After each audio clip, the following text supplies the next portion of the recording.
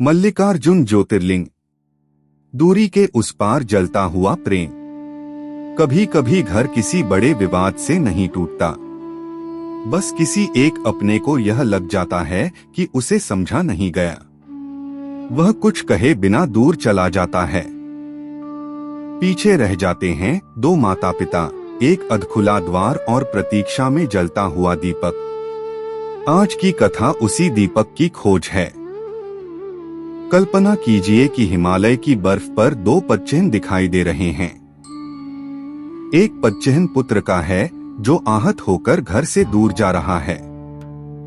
दूसरा माता पिता का है जो उसे बांधने नहीं, केवल यह बताने पीछे चल पड़े हैं कि तुम चाहे जितनी दूर चले जाओ, हमारे प्रेम से बाहर नहीं जा सकते।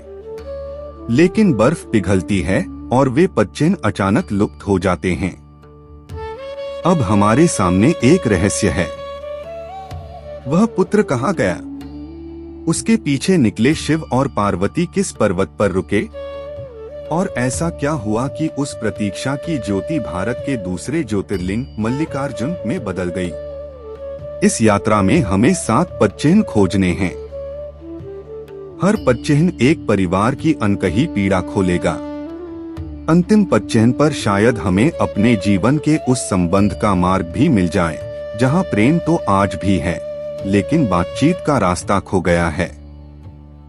यदि आपके जीवन में भी कोई अपना आपसे दूर है, तो इस कथा को अंत तक सुनिए।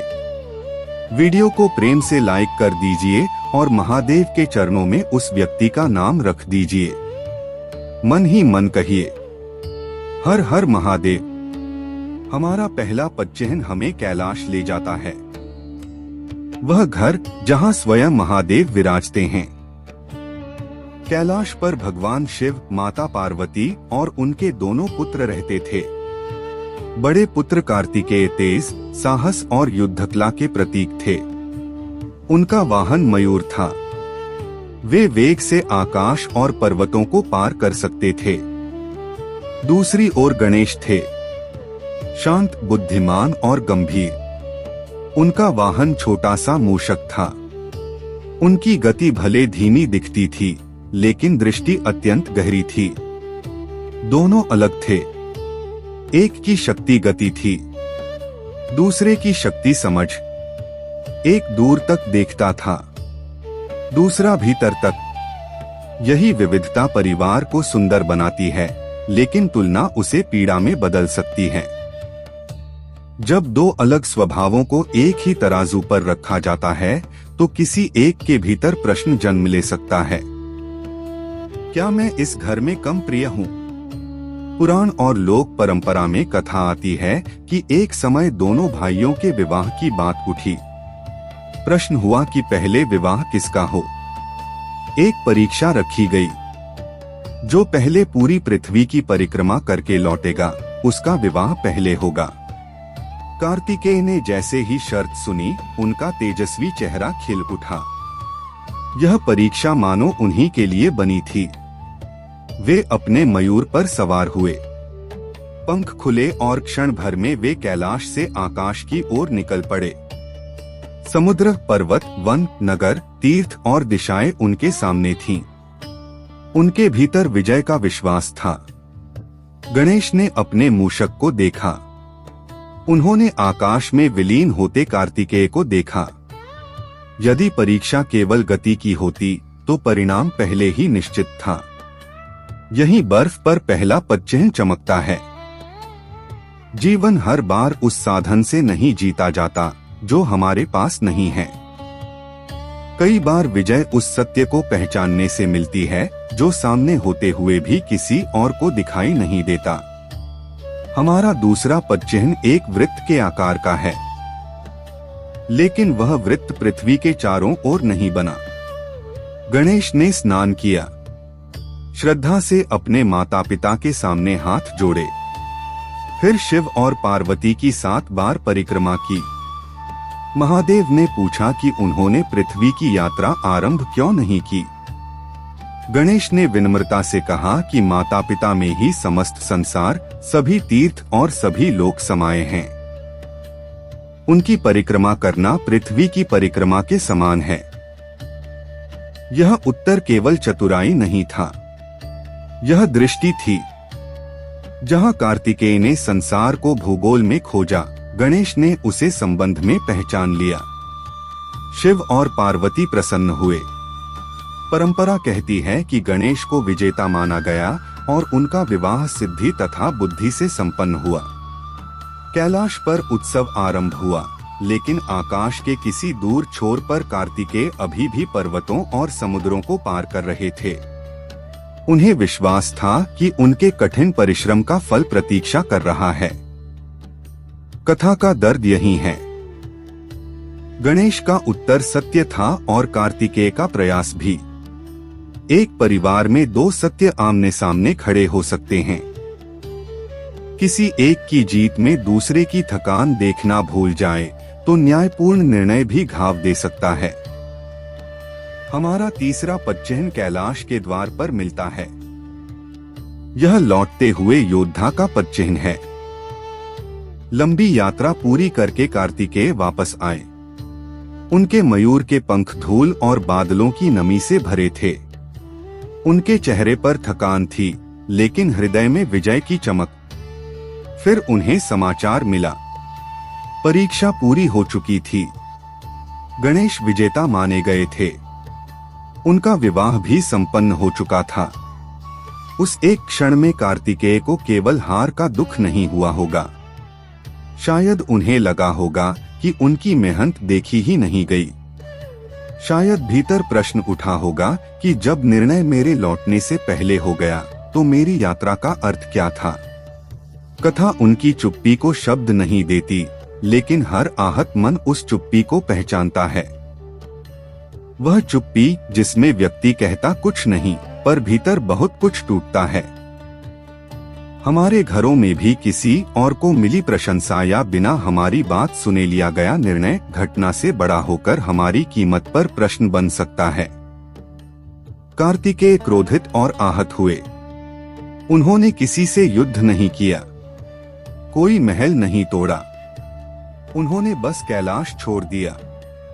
कभी कभी दूर चले जाना ही घायल मन की सबसे ऊंची चीख होती है।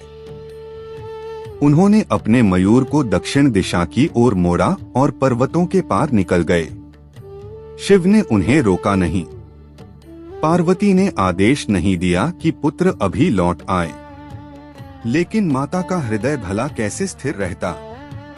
बर्फ पर चौथा पदचिह्न प्रकट होता है। एक माँ के आंसू की बूंद। माता पार्वती के लिए कार्तिकेय का जाना किसी परीक्षा का परिणाम नहीं था। वह उनके हृदय का एक हिस्सा घर से उठकर दूर चला जाना था। जिस घर में बच्चे की आवाज गूंजती हो, उसके जाने के बाद वही मौन सबसे अधिक सुनाई देता है। भोजन बनता है पर उसकी पसंद याद आती है। द्वार खुलता है तो क्षण भर लगता है कि शायद वही लौट आया। रात होती है तो मन पूछता है कि उसने भोजन किया होगा या नहीं। माता पार्वती ने महादेव से कहा कि वे अपने पुत्र को खोजने चलें। यहाँ शिव का प्रेम अपने सबसे सुंदर रूप में दिखाई देता है। वे सर्वज्ञ थे। उन्हें पता था कि कार्तिकेय कहाँ है। फिर भी वे पार्वती के साथ उस यात्रा पर निकले, क्योंकि प्रेम केवल समाधान जानना नहीं है। प्रेम उस व्यक्ति के साथ चलना भी है जिसका हृदय व्याकुल है। शिव और पार्वती कैलाश से दक्षिण की ओर चले। वन, नदियां और बादलों से ढके पत्थरीले पर्वत उनके मार्ग में आए। कथा हमें क्रौंच पर्वत की दिशा में ले जाती है। दक्षिण की परंपराओं में यह यात्रा श्रीशैल के पवित्र पर्वत से जुड़ती है, जिसे धरती का कैलाश भी कहा जाता है। एक ओर आहत कार्तिकेय और दूसरी ओर उन्हें पुकारते माता पिता। बीच में ऐसा घना वन जैसा कभी संबंधों में शब्दों का जंगल उग आता है। दोनों ओर प्रेम रहता है, फिर भी कोई किसी तक पहुंच नहीं पाता।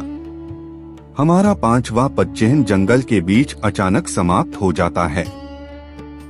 यही कथा का सबसे गहरा रहस्य है। जब शिव और पार्वती कार्तिकेय के निकट पहुंचे, तब कार्तिकेय और आगे चले गए। वे अभी लौटने के लिए तैयार नहीं थे। यदि महादेव चाहते तो एक आदेश से उन्हें रोक सकते थे। यदि माता पार्वती चाहती तो अपने मातृत्व का अधिकार जता सकती थीं। लेकिन उन्होंने ऐसा नहीं किया। उन्होंने पुत्र की दूरी को स्वीकार किया, उसके प्रति अपना प्रेम नहीं छोड़ा। यह बहुत कठिन साधना है। हम प्रायः प्रेम के नाम पर दूसरे को अपनी इच्छा के अनुसार चलाना चाहते हैं। हम कहते हैं कि यदि तुम मुझसे प्रेम करते हो तो वापस आओ, मेरी बात मानो, अभी उत्तर दो। मल्लिकार्जुन की कथा एक अलग प्रेम दिखाती है। वह प्रेम कहता है, तुम्हें समय चाहिए, ले लो। तुम्हें दूरी चाहिए, मैं उसका सम्मान करूंगा। लेकिन यह मत समझना कि तुम अकेले हो, मैं यहीं निकट रहूंगा। शिव और पार्वती उस पर्वतीय प्रदेश में ज्योति रूप में स्थित हो गए। उन्होंने कार्तिकेय को लौटने के लिए विवश नहीं किया। उन्होंने दूरी के बीच अपनी उपस्थिति का दीप जला दिया। यही 5वें पदचयन का रहस्य है। सच्चा प्रेम हर बार पकड़कर नहीं रखता। कभी कभी वह थोड़ा पीछे खड़ा होकर कहता है कि तुम्हारा द्वार जब भी खुलेगा मैं यहीं मिलूंगा। अब हमारी यात्रा श्रीशैल के घने नलमाला वनों में प्रवेश करती है। नीचे कृष्णा नदी गहरी घाटियों के बीच बहती है। पर्वत पर प्राचीन पथ हैं, जहां सदियों से श्रद्धालु महादेव का नाम लेते हुए पहुंचे हैं। रात उतर रही है। वन में चमेली की सुगंध फैलती है। दूर कहीं मयूर की पुकार सुनाई देती है और एक शिला के भीतर से प्रकाश की पतली रेखा उभरती है। यह हमारा छठा पदचिह्न है। मल्लिका और अर्जुन। परंपरा में मल्लिका को माता पार्वती और अर्जुन को भगवान शिव का प्रतीक माना जाता है। एक भाव यह भी है कि मल्लिका अर्थात सुगंधित चमेली से इस ज्योति की पूजा की गई। दोनों नाम मिलते हैं और पवित्र ज्योति मल्लिकार्जुन कहलाती है। मल्लिकार्जुन वह नाम जिसमें शिव अकेले नहीं हैं। माता पार्वती भी साथ हैं, क्योंकि यह केवल पिता की खोज नहीं थी, यह केवल मां की प्रतीक्षा नहीं थी, यह दोनों का साझा प्रेम था। शिव की स्थिरता और पार्वती की करुणा एक ही ज्योति में मिल गई। वहीं माता का स्वरूप भ्रमरांबा के नाम से पूजित हुआ। श्रीशैल की विशेषता यह मानी जाती है कि यहाँ ज्योतिर्लिंग और शक्तिपीठ, शिव और शक्ति दोनों की उपस्थिति एक ही पवित्र क्षेत्र में अनुभव होती है। कथा जैसे कह रही हो कि जिस परिवार को जोड़ना हो वहाँ केवल दृढ़ता पर्याप्त नहीं और केवल भावना भी पर्याप्त नहीं। शिव की शांति और शक्ति की ममता दोनों चाहिए। मल्लिकार्जुन ज्योतिर्लिंग के सामने खड़े होकर श्रद्धालु केवल एक दिव्य शिला नहीं देखते, वे उस माता पिता की प्रतीक्षा देखते हैं जिन्होंने अपने पुत्र से कहा था, हम तुम्हारी नाराजगी से बड़े नहीं बनना चाहते, हम केवल तुम्हारे निकट रहना चाहते हैं। परंपरा यह भाव भी सुनाती है कि शिव और पार्वती समय समय पर कार्तिकेय के दर्शन के लिए आते रहे। अमावस्या और पूर्णिमा से जुड़ी यह स्मृति एक घर की धड़कन जैसी है। माता पिता के लिए दूरी अंतिम फैसला नहीं होती, उनकी प्रतीक्षा कैलेंडर से बड़ी होती है। 7वां और अंतिम पदचिह्न किसी पर्वत पर नहीं मिलता, वह हमारे अपने घर के भीतर मिलता है। अपने जीवन के उस व्यक्ति को याद कीजिए जिससे आप दूर हो गए। गलती किसी की भी रही हो, दो दृष्टियों के बीच बातचीत का पुल टूट सकता है। कथा हर संबंध में तुरंत लौटने को नहीं कहती। जहां अपमान, हिंसा या भय हो, वहां स्वस्थ दूरी आवश्यक हो सकती है। वह केवल पूछती है कि क्या दूरी में भी करुणा बची है और क्या हम स्वीकार कर सकते हैं कि किसी का लौटना हमारे समय पर नहीं होगा। कार्तिकेय तुलना से होने वाली पीड़ा दिखाते हैं। गणेश माता पिता में संसार देखने को कहते हैं। पार्वती का हृदय दूरी नहीं समझता और शिव सिखाते हैं कि कुछ द्वार भीतर का घाव भरने पर खुलते हैं। आज यदि आपका बच्चा, भाई, बहन, माता पिता या कोई प्रिय आपसे बात नहीं कर रहा, तो मल्लिकार्जुन के सामने एक छोटी सी साधना कीजिए। पहले अपने हृदय से आरोप हटाइए, फिर उस व्यक्ति को मन में अपने सामने बैठाइए। उसे बदलने की मांग किए बिना कहिए, तुम जहां भी हो सुरक्षित रहो। जब तुम्हारा मन तैयार हो, मेरे भीतर तुम्हारे लिए एक शांत स्थान रहेगा। इसके बाद 5 बार प्रेम से जप कीजिए, ओम मल्लिकार्जुनाय नमः। हर जप के साथ अपनी जिद थोड़ी ढीली कीजिए। क्षमा का अर्थ घटना को सही मानना नहीं, उसे हर दिन अपने भीतर दोहराना बंद करना है। यदि गलती आपकी है तो सफाई दिए बिना क्षमा मांगिए। यदि आप कार्तिकेय की तरह आहत हैं, तो दर्द को अपनी स्थायी पहचान मत बनने दीजिए। मन तैयार हो तो संवाद की ओर एक छोटा कदम रखिए। लौटना हारना नहीं, हृदय को कैद से मुक्त करना हो सकता है। यदि आप पार्वती की तरह प्रतीक्षा कर रहे हैं, तो प्रार्थना और प्रेम रखिए, लेकिन अपने भीतर भी प्रकाश जलाइए। आपका स्वस्थ रहना भी आपके प्रिय के लिए आशीर्वाद है। श्रीशैल का पर्वत यही रहस्य संभाले बैठा है। शिव कैलाश छोड़कर इसलिए नहीं आए कि उनका घर अधूरा था। वे इसलिए आए क्योंकि उनके पुत्र को उस समय घर से अधिक निकटता की आवश्यकता थी। ध्यान दीजिए, महादेव ने कार्तिकेय से यह नहीं कहा कि तुमने हमारी अवज्ञा की, इसलिए हम तुम्हें छोड़ देते हैं। उन्होंने अपनी उपस्थिति से कहा, तुम्हारे क्रोध के पीछे जो चोट है, मैं उसे देखता हूँ। तुम्हारी दूरी के पीछे जो प्रेम है, मैं उसे भी जानता हूँ। तुम अभी पास नहीं आ सकते, तो मैं तुम्हारे पास आ जाता हूँ। यही मल्लिकार्जुन का सबसे अनमोल खजाना है। मल्लिकार्जुन कहते हैं, तुम्हें समझा गया है, तुम्हारा दर्द देखा गया है। तुम्हारी दूरी ने तुम्हें प्रेम से बाहर नहीं किया। दूरी चाहे कितनी भी हो, माता पिता का प्रेम साथ रहता है। माता पिता इस संसार में न हो तो उनके संस्कारों को आशीर्वाद का दीप बनाइए। वे पास हो तो सही अवसर की प्रतीक्षा मत कीजिए। कभी एक कप चाय और छोटा सा प्रश्न, आप आज कैसे हैं, आपके घर का मल्लिकार्जुन बन सकता है। सभी पदचिन्ह अंततः हमारे घर लौटते हैं। एक पुत्र दूर गया, माता पिता पीछे चले, लेकिन उसे बांधा नहीं, उसके निकट प्रकाश स्थापित कर दिया। शब्द और मिलना रुक सकते हैं, प्रेम की ज्योति बुझनी आवश्यक नहीं।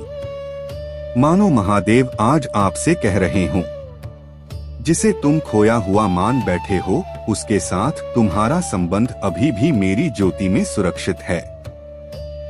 समय को अपना काम करने दो, अहंकार को थोड़ा शांत होने दो। प्रेम का द्वार बंद मत करो। जब लौटने का क्षण आएगा, मार्ग पर प्रकाश मिलेगा। यही मल्लिकार्जुन है। मल्लिका रूपी करुणा, अर्जुन रूपी अडिग शिव, और दूरी के उस पार जलता हुआ माता पिता का अमर प्रेम।